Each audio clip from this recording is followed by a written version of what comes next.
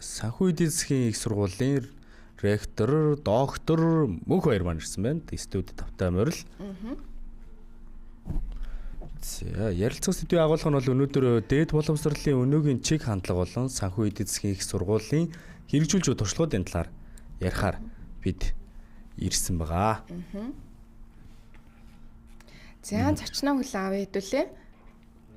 Санхүү эдийн засгийн ректор, доктор мөнх хоёр таныг студид орж байна. За өглөөний минь та тавтай морилно. За сайхан цастай өдөр юм байна. Сайхан цас орж байна. Нэвсэтэл орж. Нэвсэтэл орж шүү. За та ч хөвчөө зүгөөд микрофоноо баг зэрэг өөртөө ортуулаад тухтаа суугаарай. Манай бурхан юу гэсэн бэ сая? За сандлаа баг зэрэг татаа суучж болно. За тэгээ бидний урилгыг хүлээн авсан танд маш их баярлалаа.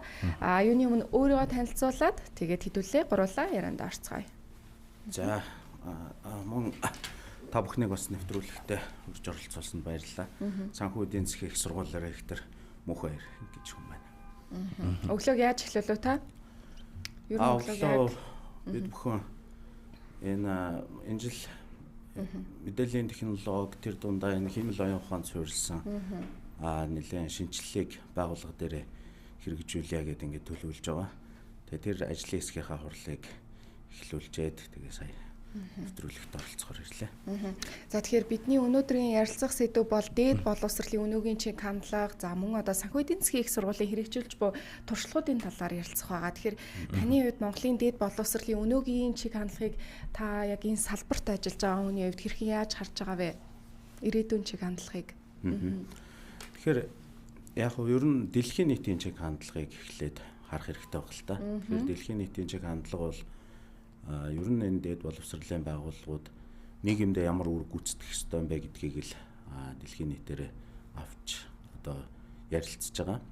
Тийм дээд боловсролын байгууллагууд гэдэг нь зөвхөн одоо залуучуудыг ингээд ажил мэргэжилтэд болгоод тий ажлын байранд нь гаргадаг юм уу? Эсвэл одоо нийгэмдээ ямар нэгэн нөлөө үзүүлэх үйц тийм том институт байх ёстой юм уу гэдэг энэ одоо чиглэл бол их яригдж байгаа. Тэгээ ер нь бол дээд боловсролын байгууллагууд өөрөө нийгэм эдийн засгийнхаа тодорхой асуудлуудыг шийддэг. За тэнд нь бас нэг бодлогын одоо чиглэл гаргадаг, зүг чигийг нь залдаг ийм одоо чиглүүлэгч байх ёстой. Дээрээс нь ер нь энэ дэлхийн нийтийн одоо тулгамдаад байгаа асуудалд доктортой хөгжлийн зорилтуудад бас өөрсдийнхөө хувь нэмрийг оруулдаг байх ёстой гэсэн энэ чиг хандлагууд сүүлийн үед их давамгаалж байгаа. Нөгөө талаасаа бас одоо хүн болгон мэдж байгаа мэдээллийн технологийн хөгжил өөрөө сүүлийн үед маш хүчтэй одоо явж байгаа. Тэгээ энэ одоо хөгжлийг дагаад бүх одоо бизнесийн салбарууд өөрсдийнхөө үйл ажиллагааг явуулж байгаа бизнес модель эргэж харахаас өөр аргагүй байдалд хүрж байна.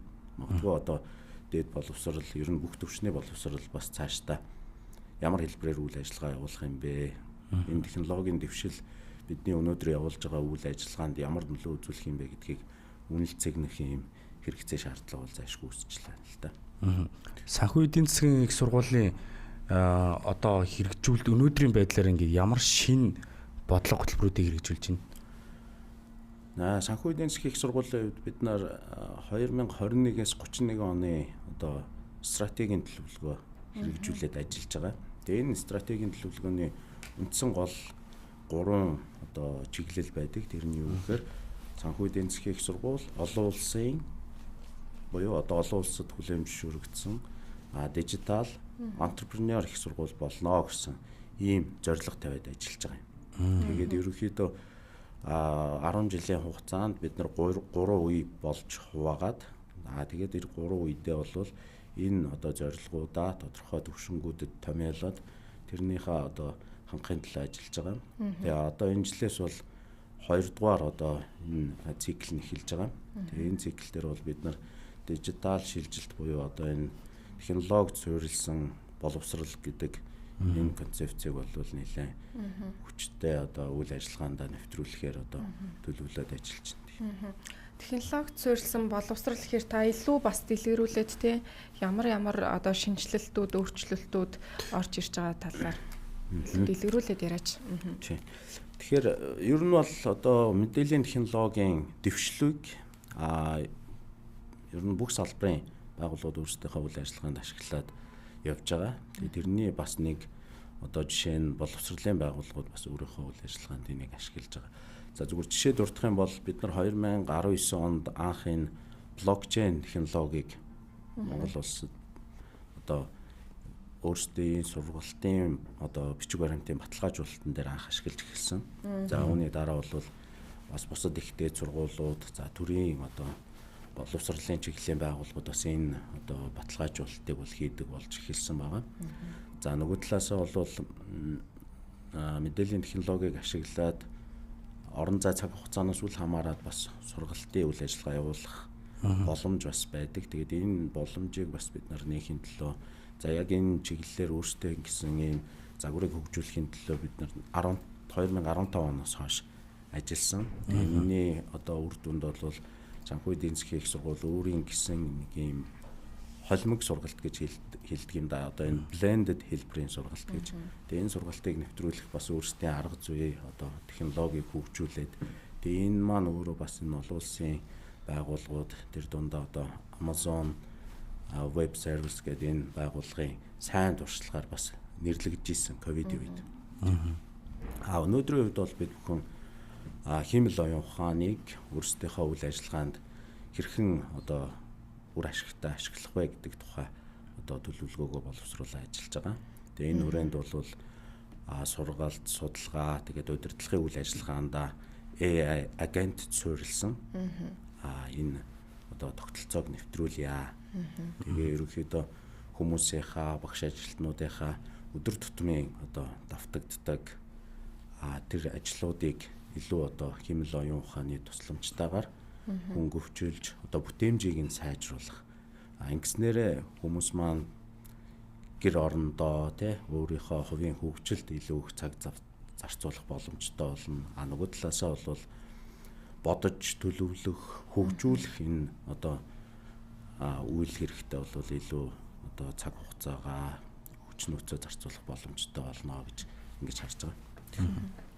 Санхүү эдийн засгийн сургуулийн нөгөө гадаад нөгөө оюутнуудын солилцоо хөтөлбөр гэдэг нэг байдаг шүү дээ. Тэр надад их таалагдчихсэн л да. 3 дугаар курсээсээ 4 дугаар курсээсээ бас ингээд ямар нэгэн орон руу яваад тэгээд хичээлийн систем нь яг адилхан байдаг гэдтэй. Тэгэхээр нас их гоё санагдчихсэн. Тэгэхээр бас яг энэ технологийн өрийн ч гэсэн нэлийн гоё шинэ ажлуудыг хийж хэрэгжүүлж байгаа маань гэж харлаа. Тэгээд ер нь сургалтын хөтөлбөрүүдийг олон улсын түвшинд нийцүүлж ажиллана гэдэг нь өөрөө нэлийн том сорилттой. Тэгэхээр энэ үйл явц ер нь ямар үе шатаагаар явж гин, ямар бодит ажил дээр одоо суурилж явагдаж байгаа вэ? Тийм, ер нь бол одоо сургалтын хөтөлбөрүүдийг хүлээн зөвшөөрж гин. За энэ сургуульд сурж байгаа хүмүүсийг хүлээж аваад өөрсдийнхөө диплом зэргийг бол өгөх боломжтой байна гэдэг нь тухайн сургуулийн өөрийнх нь олон улсын хүлээн зөвшөөрөлтийн асуудлыг бас харуулж байгаа. Тэгээ манай сургууль бол бас Монгол улсад одоо олон улсын магадлал итгэмжил хамгийн анх 2012 онд хийлэгжсэн. Тэгээ энийгээ бол 2022 онд бол бүрэн баталгаажуулаад ингээд олон улсын стандартад бүрэн нийцсэн гэсэн ийм одоо дүгнэлтийг бол авсан байгаа. Нөгөө талаасаа бол бас мэргэжлийн одоо хөтөлбөрүүдийг Монгол улсад одоо 2006 оноос эхлээд нэлээд амжилттай хэрэгжүүлсэн. Олон улсын мэргэсэн нэгтлэн бодогч, олон улсын мэргэсэн удирдлагын нэгтлэн бодогч, за олон улсын мэргэсэн санхүүгийн шинжээч гэдэг энэ одоо олон улсын одоо 200 шахам оронд ингээд үйл ажиллагаа явуулдаг том институтууд байдаг.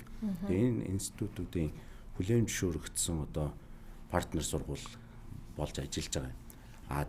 Хүлээн зөвшөөрөгдөхдөө бас жирийн нэгэн хүлээн зөвшөөрөлт биш. Одоо хамгийн өндөр түвшний хүлээн зөвшөөрөлтүүдийг авсан байдаг. Жишээлбэл ACC гэдэг энэ олон улсын нийгэмлэгийн хувьд бол дэлхий дээр нэг 230 гаруй сургууль одоо тэр түвшинд хүлээн зөвшөөрөгдсөн байдаг. Хамгийн өндөр одоо түвшний хүлээн зөвшөөрөлтийг манайх бас эзэмшиж идэг ийм онцлогтой байна. Тэгэхээр ер нь бол манай оюутнууд сургуулаа төгсөхдөө нэг талаасаа санхүү эдийн засгийн их сургуулийн төгсөгч болно. Нөгөө талаасаа бол тэр олон улсын мэргэжсэн тэр институтуудын зэргийг одоо авах үе шатыг бол маш товчилдог гэх юм уу да. SEC нийгэмлэгийн одоо 14 төвшин байдаг бол тэрний 9-өөс нь чөлөөлөгдөж явах жишээтэй. CGMA гэдэг нийгэмлэг байхад тэрний 16 төвшин байдаг бол тэрний 14-өөс нь чөлөөлөгдөж явах жишээтэй. Тэгэхээр энэ бол маш их цаг хугацаа, мөнгө, хөрөнгө одоо хэмнэж байгаа ийм зүйлүүд байгаа. Тэгэхээр энэ олон хүлээмжшүүлэлтийг ингээд одоо үе шаттай хийсний хүчээр олон улсын сургуулиуд санхүү эдийн засгийн их сургуулийн хөтөлбөрүүдийг хүлээн зөвшөөрж байна. За энд суралцж байгаа оюутнуудыг өөрсдийн оюутан болгож шилжүүлж аваад өөрсдийн одоо диплом, зэрэгээ бол өгөх ийм боломжтой болж байгаа. Тэгээ 2 дээр нэмэх нь 2 гэдэг хөтөлбөрийг бол бас нэлээд өргөн хүрээнд хэрэгжүүлдэг. Одоогоор бол хамгийн олон гэж хэлж болох байхдаа 15 хөтөлбөр ингээд амжилттай хэрэгжээд явж байгаа. Ер нь энэ хөтөлбөрөө бид нар цаашаа хөгжүүлээд улирлаараа ингээд өөрсдийнхөө мэргэжлийн чиглэлээр бас ингээд хамтын ажиллагаатай сургуулиудад шилжин суралцдаг бас хөтөлбөрийг хэрэгжүүлж байгаа. 3 жил суралцах хугацаанд 4 улсын 4 их сургуульд шилжин суралцдаг бас ийм сонирхолтой хөтөлбөрийг бас өнгөрсөн жилээс хэрэгжүүлээд эхэлсэн байна. Өргөжлүүлээд сая бид нар нөгөө ярилцлаа шүү дээ. Тэгээ анхны эхлэхдээ л хиймэл оюухан, за тэгэл дижитал технологийн талаар ер нь бол бидэрт бол тулгамдж гин гэх мэтлэн. Тэгэхээр ер нь дээд боловсролд хиймэл оюухан болон дижитал энэ технологи хэрхэн нөлөөлж байна одоо яг СЦС-ийн хувьд тэгээд энтэй үүнтэй хэрхэн дасан зохицож байна. Ямар тийм сорилтууд бас гарч ирж байгаа л тийм. Сая та бас хэлж ш нөгөө компаниуд эргээд нөгөө бизнес модель харах хэрэгтэй гэсэн бол дээд сургуулиуд ч гэсэн өөрсдийнхээ сургалтын нөгөө арга барил ч гэсэн эргэж харах бас нэг сорилт тулгарсан болов уу гэж хараад байна. Тийм өөрчлөлтүүдтэй. Энэ дээр бол ер нь энэ боловсролыг ер нь хүмүүс шүүмжилдэг нэг юм үнцэг байдгийн. Тэр нь юу гэхээр боловсрал бол хүний одоо өөрийнх нь хэрэгцээ, хүсэл сонирхол, за тэгээ суралцах чадвар энэ зүйлийг бол тэр болгон харгалзаж үзэж чадахгүй байна гэдэг. Тэгээ одоо нэг тийм шог зургууд байдаг да та бүхэн санаж байгаа бол нэг юм бүрэнхий одоо толгойтой юм хүүхдийг анги руу оруулаад ингээд тэгшгэн болгоод өргөлжин болгоод байдаг тийм. За тэгсэн чинь одоо заан шувуу сармагчин гурвыг мод руу авир гэдэг даалгавар өгдөг ч гэдэг юм уу те. Нэг ийм зургууд байдаг. Тэгээ энэ бол юуг харуулж байна вэ? Ер нь боловсролын байгууллага мэдээжээр одоо үйл ажиллагаа явуулах боломж нөөцийнхөө хувьд одоо яг хүн болгоны хэрэгцээнд тохируулсан тийм сургалтыг бол явуулах боломж хомстой байдаг. Жишээлбэл одоо юу гэдгийг манайх 6,000 оюутан өнөөдөр яг бодитойгоор суралцж байгаа гэж бодоход тэр 6,000 оюутны одоо сургалтыг явуулахад магадгүй тэрнээс хэд дахин их багш хүний нөөц бид нар ашиглаж ийж яг хүн болгоны хэрэгцээнд тохирсон тэр одоо сургалтыг явуулах боломж бүрдэж байгаа. Тэгэхээр нэг гэсэндээ одоо нөгөө манай хуучныхаар бол шавь сургалт гэсэн үг л дээ. Яг хүнийхээ өөрийнх нь одоо өссөн, төрсөн, орчин нөхцөл тэгээд тэр хүний өөрийнх нь суралцах ур чадвар, хүсэл сонирхол гэдэг бүх зүйлд нь тохируулаад тэр хүний одоо хэрэгцээнд бүрэн нийцсэн тийм сургалтын хөтөлбөр одоо үйл ажиллагааг санал болгох. Тэгэхээр энэ сургалтыг явуулах боломж бол бүрдэж байгаа гэж би бол дүгнээд байгаа. Ер нь бол химэл оюун ухааныг гарч ирэхээр энэ боловсрол утгагүй болох гэж байна. Бүгдээрээ одоо тэр химэл оюун ухаанаар даалгавраа хэлгээд одоо ингээд тийм ямар ч одоо тийм бодож сэтгэх тэгээд энэ боловсрол гэдэг чинь ер нь байхгүй болох юм шүү гэсэн нэг юм асуудал байгаа юм л та.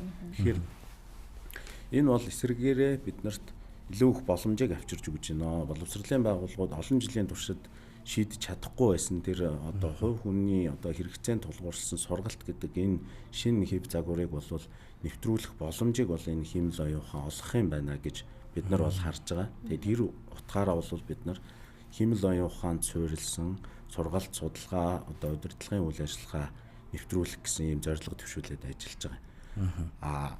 Энэ дээр бол гол асуудал нь юу байгаа вэ гэхээр ер нь боловсрол бол нэг талдаа бол одоо мэдлэг мэдээлэл нөгөө талдаа тэр мэдлэг мэдээлэл ур чадваруудыг хэрхэн одоо хүмүүст одоо буулгах вэ гэдэг үйл ажиллагаа одоо яг сургалтын дээр бол явагддаг л да. Тэгэхээр энэ одоо хэсгээс бол мэдлэг мэдээлэл бол нээлттэй болчихсон. Мэдлэг мэдээллийг бол хүн хаанаас ч ямар ч арга хэлбэрээр бол олоод тэгээ тэрнийгээ одоо дараачийн түвшинд нь боловсруулад өөрөө дүгнээд ашиглах боломжтой болчихсон. Тэгэхээр энийг яаж тэр хүний хэрэгцээнд тохируулж тэр хүнд мэдлэг, ур чадвар болгож суулгах вэ гэдэг асуудал бол сургуулийн өөрийнх нь нэгсэндээ ноу-хау, технологи болж хувираад байгаа. Тэгэхээр бид нар тэр мэдлэг мэдээлэл гэдэг хэсгээ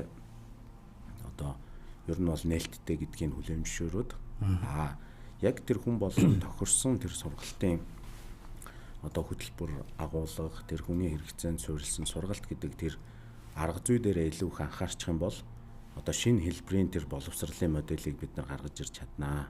Энэ дээр бол багш нар нь илүү тэр хүмүүсээ ойлгодог, оюутнуудаа сайн зөвлөдөг, тэгээд тэр суралцахад нь идэвхжүүлж өгдөг. За тэгээд яг тэр асуудлууд дээр нь тодорхой юм зөвлөгөө, тусламжаа үзүүлээд чиглүүлээд ингээ явдаг. Илүү хувь хүний хоорондын харилцаан дээр илүү их ажилдаг тийм байдлаар жоохон чиг үүргээ шинчлээд ингээд ажиллах боломжтой. Мэдээлэл ашиглах, боловсруулах хэсэг дээр бол бид нар тэр технологийн тусламжийг бас хангалттай сайн ашиглах боломжтой юм байна гэж ингэж хараад байгаа. Ер нь мэрэгжил сонголтоос эхлээл тэгэл сургуульд сурч явах хугацаанд бол хамгийн чухал зүйл бол дараагийн ажлын байр гэдэг зүйл тийм байдаг тийм. Тэгээд СЭЦ буюу санхүү эдийн засгийн их сургуулийн хувьд бол бас хэд хэдэн байгууллагуудтай хамтран ажиллаад за шууд ажлын байрыг бий болгох, суралцаж баах хугацаанд дадлагч, чигчаар ажиллах ч гэдэг юм цалинтай тийм. Ийм бас зүйлүүдийг хийдэг гэсэн мэдээлэлээс ан. Тэгэхээр ер нь бол та бүхний хувьд хөдөлмөрийн зах зээлд тухайн оюутнаа суралцагчаа тийм төгсөгчөө бэлдэх ямар арга барилуудыг хийж ажиллаж хэрэгжүүлж байгаа вэ? Ямар онцгой хандлага байна. Тийм. Онцгой зүйлийн л яри тийм ээ. Тэгэхээр мэдээж бус сургуулиудтай адилхан хөдөлмөрийн зах зээлээ танддаг, судалдаг, тэн дээр нь тулгуурлаад сургалтын хөтөлбөр төлөвлөгөөгөө боловсруулдаг гэдэг олон ажлууд бол мэдээж хийгдэж байгаа. Гэхдээ ер нь бол түрүүний миний ярьснаар яг хэрэгцээнд тулгуурсан сургалт гэх юм уу тийм ээ. Нөгөө талаас ажил олгогч нэг зүйл хүсээд идэг, тодорхой ур чадвартай, мэдлэгтэй, хандлагатай юм хүмүүсийг хүсээд идэг. Сургуулиуд бол өөрсдийнхөө бодсноор сургалтын төлөвлөгөөгөө гаргаад хүмүүсээ хөгжүүлээд идэг. Тэгээ энэ хоёрын хооронд нэг зааг гарчиж байгаа. Тэгээ энэ заагийг арилгахын тулд юу гэдгийг ажил олгогч нар маань бид нар их сургууль төгсөөд ирсэн хүмүүсийг нэг жил ингээд өөрийнхөө соёлд юм уу, өөрийнхөө хэрэгэлдэг системүүд, технологид, өөрсдийнхөө үйл ажиллагаанд дасгаад ингээд авч байна. Тэгээ орчин үеийн залуучууд бол бас тэр болгон нэг төрлийн ажил мэргэжил эрхлээд ингээд удаан байх нь бас ховор болцсон. Тэгээд нэг жил дасгаад байж идэл нөгөө маань 2-3 жилийн дараа гараа авчиж байна гэх мэтлэнгээр ингээд асуудлууд ярьдаг л та. Тэгэхээр энийг бас бид нар ер нь бодож үзээд ер нь сургуулийн яг тэр ажил олгогчийн чиглэлээр хамтарч ажиллаж байгаа энэ хэлбэр дээр бол ажил олгогчтойгоо л анханасаа хамтрах хэрэгтэй байна гэдэг ийм зарчим барьж байгаа. Тэгээ ер нь бол тэр ажил олгогч манад яг ямар ур чадвар, мэдлэг, хандлагатай хүн хэрэгтэй юм бэ гэдгээ бид нартай хамт тодорхойлоод бүр элсэлтэй бид нартай хамт аваад тэгээд бүх сургалтынх нь үйл явцад нь оролцоод тэгээд тэр хүнээ яг өөрийн хүн болгоод соёл бүх зүйлээр нь өөрийн байгууллагынхаа ирээдүйн мэргэжилтэн болгоод бэлдээд авах энэ боломжийг бол бид нар бүрдүүлье гээд ийм хөтөлбөрүүдийг бол зарласан л да. Тэгээ ажлын байртай элсэгч гэдэг тийм хөтөлбөр зарласан. Тийм. Тэгэхээр ер нь бол элсэгтэй л ажлын байртайгаа гэсэн. Тэгээд энэ хөтөлбөрийг бол бид нар хамгийн анх удаа энэ Мандал санхүүгийн групптай хамтраад хэрэгжүүлж байгаа. Тэгээд тэр өнгөрсөн жил хамгийн анхны элсэлт авсан. Энэ жил 2 дахь удаага элсэлт аваад ингэ явж байгаа. Тэнд суралцж байгаа хүүхдүүд маань бүгдээрээ ажилдаг. Мандал санхүүгийн группийн байгууллагуудад ажилдаг. Тэгингээ давхар суралцдаг.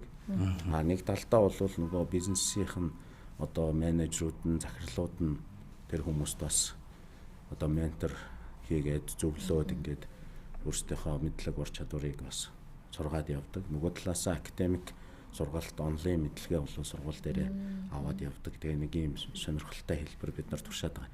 Ер нь бол явандаа энэ хэлбэр тий энэ хэлбэр бол нэлээд одоо аяралттай байх болов уу гэж бид нар харж байгаа. Тэгэхээр хүүхдүүд бол цалинтай мэдээж ажил хийж байгаа учраас цалинтай. Нөгөө талаасаа бол тэр ажлынхын үр дүн болон суралцж байгаа тэр явцаас нь хамаарат бас тэтгэлэг өгж байгаа нөгөө байгууллага маань. Тэгэхээр цалинтай дээрээс нь сургалтын төлбөрөнд тэтгэлэгтэйгээр одоо суралцах боломж гэсэн үг. Гоё. Энэ айгүй гоё тийм. Нөгөө сэзист одоо жишээ нь төгсөөд гараад ирсэн хүүхдийг дахиад сурган дадлагжуулна гэдэг асуудал байхгүй болчихно гэсэн үг тийм. Тэгээд ажил олгогч нар чинь нөгөө баг хагас жил шахуу жил шахуу ингээд дадлагжуулаад нэг дөртөө болгоод за ажиллал ихээр нөгөөх маань нөгөө ажилласаа гараад явцдаг ч юм уу тийм. Тэгэхээр нөгөө цалингийн асуудлаас ахуулаад нөгөө хөдөлмөрийн асуудлаас яриад олон асуудал яригдана л та. Тэгэхээр сэзисийг төгсөж байгаа хүүхдүүд бол аль хэдийн ажлын гараанд бэлтгэгдсэн зүгийнэр болно гэсэн ойлголт авч болох нь шүү дээ тийм. За тэгээд өөр та бүхнээр сонин сайхан юу бэ? Нилийн юм сэзис санхүү эдийн засгийн их сургуулийн нилийн юм өргөн алсын хараанд өргөн хүрээтэй за дээр нь нилийн юм чөлөөтэй байдлаар бас сургалтын системээ явуулаад байгаа юм болов гэсэн л нэг юм ажиглалт байгаа даа л да. Тэгээ мөн тэг оюутнуудын нөө бүтээлч байдалтай. Тийм, бүтээлч байдал дээр хэрхэн ажилтдаг вэ тийм?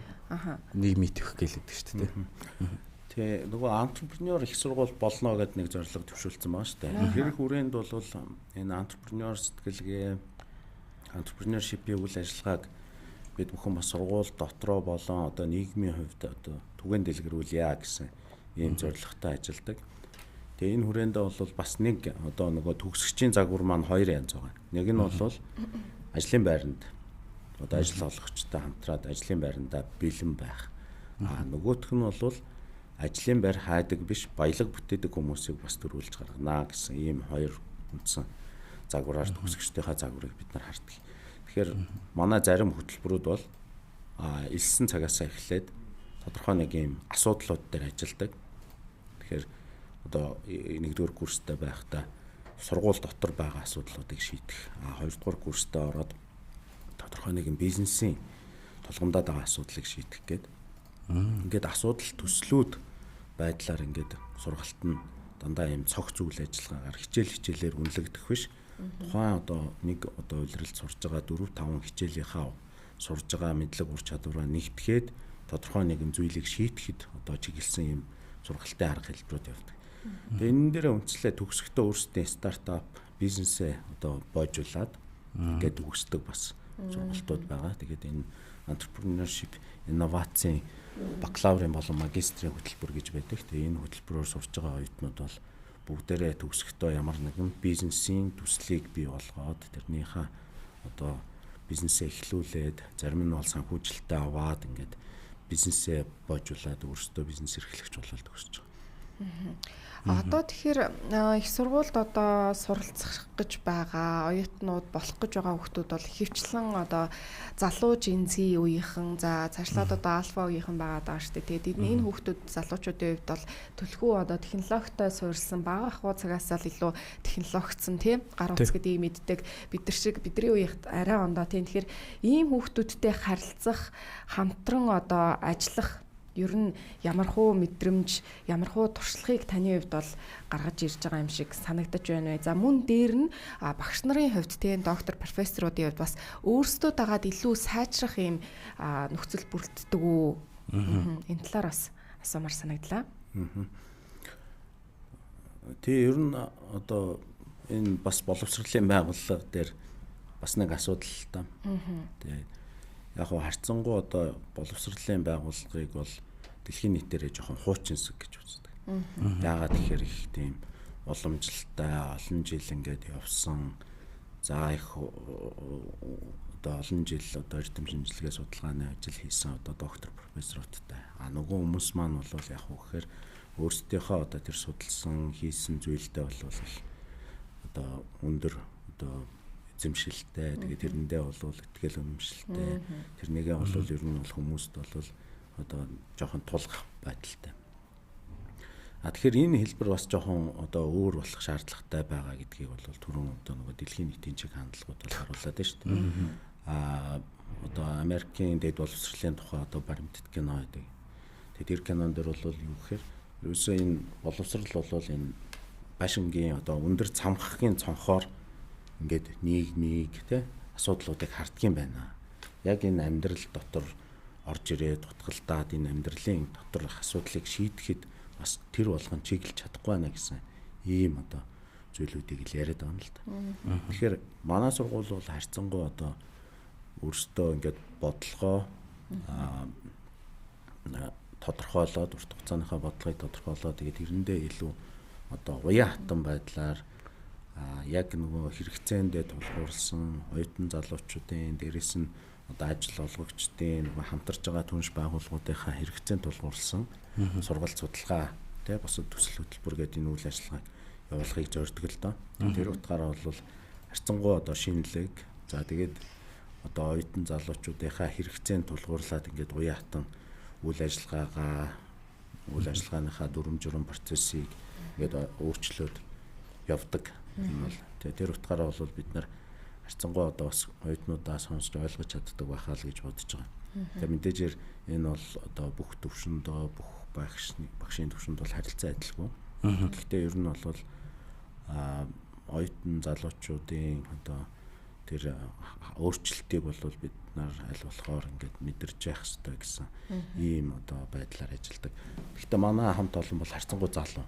Одоо өчигдөр бид нар хүний нөөцийн статистик харж байхад ерөнхийдөө бол дундаж наслан 40 настай байна. Тэгэхээр харьцангуй одоо дийлэнх нь бол залуучууд ямар нэгэн өөрчлөлтийг шинэ одоо зорилго сорилтуудыг бол бас хүлээж аваад тэрэн дээр дасан зохицоод ажиллах боломжтой юм бас хамт олон гэж бид нар хардаг. Нөгөө талаасаа бол бас харьцангуй би даасан юм шийдвэр гаргах боломжтой юм статустай байгууллага. Тэгээ нөгөө нэг анх одоо Монгол улсад энэ менежментийн хувьчил гэдгийг одоо хэрэгжүүлсэн сайн туршлага шүү дээ. Тэгэхээр одоо ямар нэгэн байдлаар одоо шийдвэр гаргалт үйл ажиллагаагаа зохион байгуулахдаа бол одоо хин нэгэн дарга цэргээс одоо олон шат дамжлагаар зөвшөөрөл авах юм хэрэгцээ шаардлага багтаа. Өөрсдийнхөө үйл ажиллагааг өөрсдөө одоо өөрөө удирдах байгууллагаараа дамжуулаад удирдаад аваа явдаг. За ямар нэгэн одоо хувийн өмчтөр тулгуурласан ийм одоо их сургуулиудын жишгээр одоо ямар нэгэн тэр өгөөж тэ буцаагаад одоо хувь нийлүүлсэн хүний одоо ашиг орлогын тухай бол одоо энд байхгүй. Тэгэхээр одоо энэ нийгмийн салбарын бас нэг юм үйл ажиллагаа явуулах нэг юм сайн жишээ гэж бид нар бол бас өөрсдөө хардаг. Тэр утгаараа ч илүү уян хатан ажиллах боломж бол манай сургуульд байдгаа гэж. Тэглэх яг реакторын хувьд болохоор таны үнэт зүйл одоо дээд боловсролтой хэрхэн уялдж байгаа вэ? Уялддаг вэ те?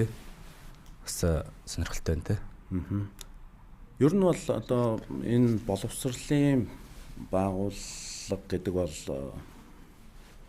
олон мянган залуучуудын амьдралд өөрчлөлт авчрах боломж байдаг. Тэгэхээр бидний өнөөдөр нэг шиний санаачилж байгаа хөтөлбөр юм уу эсвэл сургалтын төлөвлөгөөнд оруулж байгаа нэг өөрчлөлт бол өөрөө тэнд суралцж байгаа маш олон залуучуудын ирээдүйд ямар нэгэн одоо эерэг болон сүрэг ямар нэгэн өөрчлөлтийг авчрах.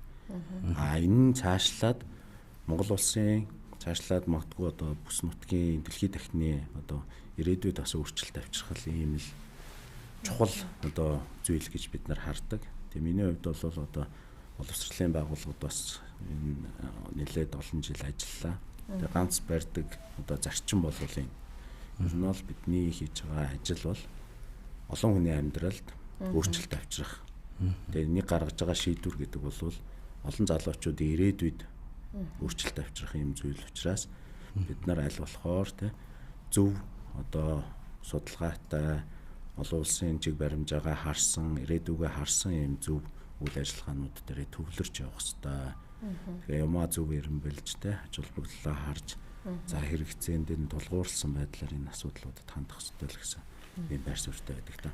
Өглөөний мэндэ зочноос санхүү эдийн засгийн их сургууль, хувийн сургууль, улсын сургууль хэдэн онд байгуулагдаж байсан бэ? Асууад өгөөч гэсэн байна. Тийм 1924 онд байгуулагдсан. Монголын одоо дээд боловсролын одоо ууган сургуулиудын нэг. За төрийн бус байгууллагын хэлбэрээр үйл ажиллагаа явуулдаг. Нэг өсөндөө бол ашигын бус статустай ийм сургуулаа гэсэн. За ерөнхийдөө бидний ярилцах цаг өндөрлөх тишийг амдж байна. Тэгэхээр таны магадгүй хэлмээр байсан тийм бит хоёрын асууж амжаагүй байсан зүйл байвал та хэлж болно. Тэгэхээр яг түрүүний бидний нөгөө яриан дунд нэлээд дурдгдсан энэ технологийн дэвшлийн асуудал байгаа. Тэгэхээр энэ технологийн дэвшлийг бол бид бүхэн ер нь Монгол улс маш сайн ашиглах хэрэгтэй. Нэг өөрсдийнхөө хийж байгаа ажил одоо бизнес болгон дээрээ сайн шингээх хэрэгтэй гэж ингэж бодож байгаа. Яагаад тэгэхээр бидний нэг сул тал байгаа шүү дээ. Хүн ам харьцангуй цөөхөн. Тэгэхээр эдийн засаг өөрөө одоо бүрэн утгаараа одоо систем болохын тулд хүн ам нэг дор хаяж нэг 50 сая те тэрнээс дээш байх хэрэгтэй гэдэг юм. Тэгтэл бид нар чинь одоо хүн ам харьцангуй цөөхөн. Гэхдээ бидний энэ сул талыг бол нөхөх боломж бол өөрөө яхав. Энэ технологи байна. Тэгэхээр магадгүй одоо бид бүхэн технологиг яаж одоо өөрсдийнхөө салбар одоо үйл ажиллагаанд зөв ашиглах вэ гэдгийг бодох хэрэгтэй. Одоо магадгүй энэ талбай дээр багш нар одоо нөгөө чагсаалт цуглаа хийж байгаа шүү дээ тий. Тэгээ энэ бол одоо тэр хүмүүс өөрсдийнхөө одоо тий эрх ашгийг хамгаалаад өөрсдийнхөө дуу хоолойг хүргэж байгаа зөв асуудал байна. Гэхдээ шалбарын одоо бодлого хийж байгаа хүмүүсийн хувьд бол энэ асуудлыг бас арай цогцоор нь харах хэрэгтэй. Зөвхөн гал унтраах байдлаар те өнөөдөр ингээд нөө маргаашийн шийдэл биш. Ер нь энэ технологиг ашиглаад яаж боловсролыг илүү хүртээмжтэй болгох юм бэ гэдэг тухай бодох хэрэгтэй байна. Зүгээр өнөөдөр ингээд сургуулиуд багшгүй болчлоо, одоо багшлах хүн олдгоо байчлаа, богино хугацаанд багш бэлдээ гэдэг энэ шийдлийг бол миний хувьд бол энэ зүгээр өнөө маргаашийг харсан гал унтраасан шийдэл гэж харж байгаа. Энэний оронд бид нар яавал энэ боловсролын салбарынхаа загварыг цогцоор нь өөрчлөөд энд ажиллаж байгаа тэр багш нар нь өөрөө яг чухал зүйлдээ төвлөрдөг. Тэрэндээ тохирсон цалин үйлстэй. Тэгтээ одоо олон тэр суралцах хэрэгцээтэй байгаа хүүхэд залуучуудад бүгдэнд нь одоо тэгш хүртээмжтэй боловсрол олгох ийм шин загварыг хөгжүүлж болохгүй юм бэ. Энэ шийдэл чи өөрөө технологийн одоо төвшлүүд аль хэдийн энэ хэлбэрийн сургалтыг явуулах боломжийг бол аль хэдийн олгочихсон байна шүү дээ. Тэгэхээр энэ тулгуурлаад салбарын энэ одоо бодлогоо, салбарынхаа асуудлуудыг шинээр харах хэрэгтэй гэж бодож байгаа. Загварын бүр шин одоо байдлаар томьёолох хэрэгтэй гэж бодож байгаа. Өнөөдөр байдаг сургуулиуд, өнөөдөр байдаг анги танхим, өнөөдөр байдаг одоо хөдөлмөрийн харилцаа тий энэ зүйлүүдийг бүр цогцоор нь шин түвшинд гаргаж харах юм боломжч байна, хэрэгцээч байна. Тэгэхээр сүүлийн асуултыг бас асуумаар санагдлаа л да. Та бас боловсролын салбарт бас олон жил ажилласан хүний хувьд ер нь одоо залуучуудын нийтлэг гаргаад байгаа, ялангуяа оюутан залуучуудын хувьд гаргаад байгаа алдаа, түгээмэл алдаа ер нь юу юм шиг харагддаг вэ? За энэ одоо их тийм харцангуй зүйлтэй. Тэгээ түгээмэл алдаа гэж юу хэлэх вэ гэж. Яг хөө зүгээр нийтдээ одоо залуучуудын гэхээсээ илүү монгол хүний гэж ярих юм уу да тий. Монголчуудын ер нь үнд зүйл нь юу юм бэ тий. Монгол хүн юугаараа одоо бусад хүмүүсээс ялгардаг юм бэ? Монгол хүн байхаараа одоо яах юм? Худлаа ялдаггүй, үнэнч, зарчимтай, эсвэл хөдөлмөрч байдаг юм уу? Ямар нэгэн тийм онцлог шин чанар юу байгаа юм бэ гэдгийг л бид нар олж тодорхойлох хэрэгтэй. Зүгээр яг улсын хэмжээнд бас мэдээж энэ чиглэлээр бол янз бүрийн бодлого хөтөлбөр хэрэгжилж байгаа хэл та тийм. Бид нар зүгээр байгууллагынхаа хувьд бол санхүү эдийн засгийн их сургуулийг төгсөө гарчихсан хүн нэг ийм байгаасай гэж тийм ээ. Ямар байгаасай? Ийм байгаасай гэж бид нар өөрсдөө бол одоо томьёолдог. Тэгээд ер нь бол юу гэхээр бид нар өөрсдийн алсын хараа эрхэм зорилго дээр дайны дэлхийн доктортой хөгжил эх орныхоо өсөлтөх чадварт үнцэнтэй хувь нэмэр оруулдаг тийм манлайлагч нар яг төрүүлнэ гэдэг ингээд бичсэн байдаг. Тэгээд тэрний юу гэсэн агуулга вэ гэхээр нэгдүгээрт би дэлхийн иргэн гэдгээ хүн болгон бас мэдэх хэрэгтэй. Тэгээд дэлхийн нийтийн асуудлуудыг ойлгож, дэлхийн нийтийн болоод байгаа үйл явцуудыг өөрсдийнхөө өнөөдрийн маргаашийн амьдралд ямар нөлөө үзүүлэх вэ гэдгийг ойлгож мэддэг. дэлхийн нийтээрээ болж байгаа болохгүй байгаа зүйлүүд дээр бас өөрийнхөө хувь нэмрийг оруулдаг ийм иргэн байх хэрэгтэй. Нөгөө талаасаа Монгол улсын иргэн гэдэг утгаараа бол эх орондоо бас өөрийнхөө үндсэнтэй одоо хувь нэмрийг оруулдаг ийм хүмүүс байгаасай гэж ингэж бодож байгаа. Нэг өсөндөө зоригтой хүмүүс байгаасай гэж боддог гэсэн. Тийм. Тэгэхээр залуучуудыг одоо илүү зоригтой байгаасай л гэж бодож байгаа. Тэгэхээр өнөөдөр ч одоо нэг өсөндөө бие биенийхээ дээр доор орох юм уу, эсвэл сандал судлаа булгаацалдах юм уу, эсвэл бие биенийгээ сошиалор муулж баалахтаа л бол их сайн байна шүү дээ. Гэхдээ зоригтой хүнд бол харьцангуй тийм зүйл хийх цаг хугацаа боломж бол бага байдаг. Зоригтой хүн бол зорилгынхоо төлөө сайхан зүйлээ бүтээхийн төлөө явдаг. Тэгэхээр ер нь бол зоригтой байгаасай. Тэгээ зорилгынхоо төлөө бас тууштай хойноос нь явдаг байгаасай. Дээрээс нь монгол хүний бас нэг сайхан чанар хүн хүндээ бас илгэмсүү те хүн сэтгэлээсээ сайхан ханддаг энэ чанарыг бас манай сургуулийн ядар залуучууд эзэмшээсэй. Тэ бие биендээ бас сэтгэлээсээ ханддаг. Бусад хүмүүс бол харьцангуй тэр нь бага штэ. Монгол хүмүүс бол бие биендээ сэтгэлээсээ ханддаг, хүн ясаар тусалдаг ийм хүнлэг сайхан сэтгэлтэй арт түмэн. Тэгээ тэр утгаараа бол тэр шин чанараа бас битээ алдаасаа гэж боддог.